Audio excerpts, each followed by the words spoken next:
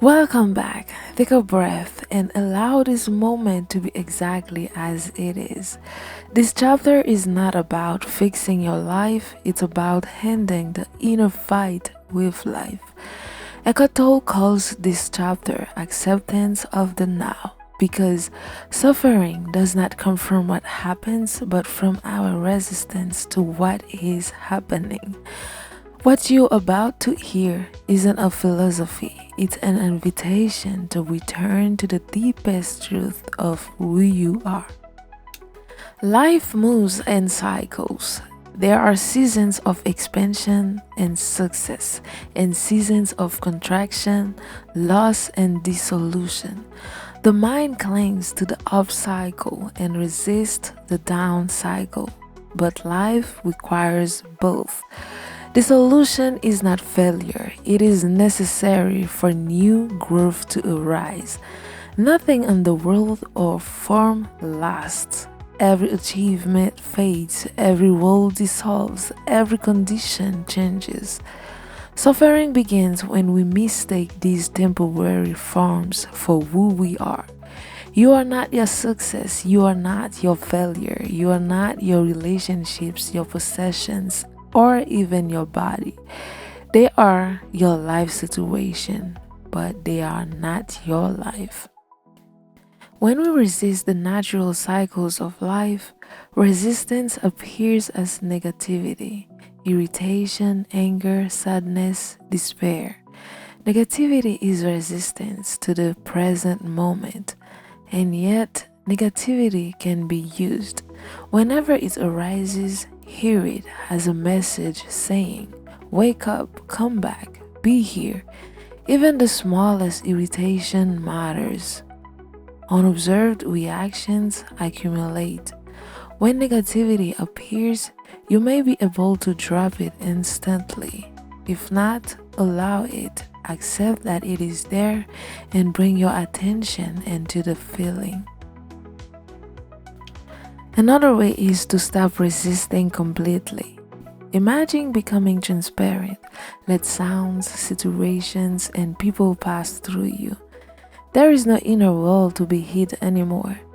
This is forgiveness. This is invulnerability. You may still speak clearly, set boundaries, or take action, but your inner state is no longer controlled by conditions. Eventually, you stop seeking peace. You forgive yourself for not being at peace, and the moment non peace is fully accepted, it transforms into peace. Anything fully accepted becomes the doorway. This is surrender. Surrender does not mean giving up. It does not mean passivity, weakness, or resignation.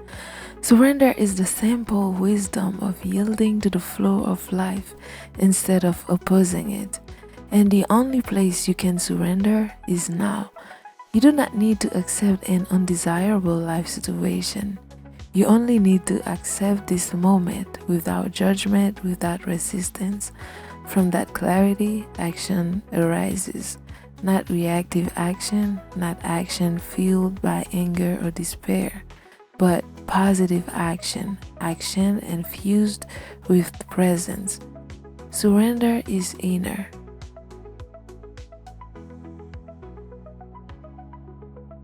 Action is outer.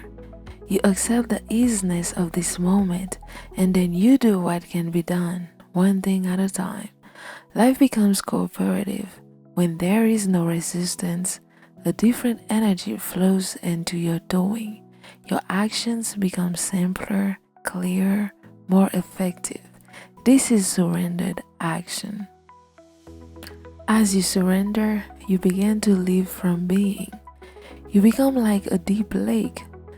The surface may be calm or stormy, but deep down there is stillness.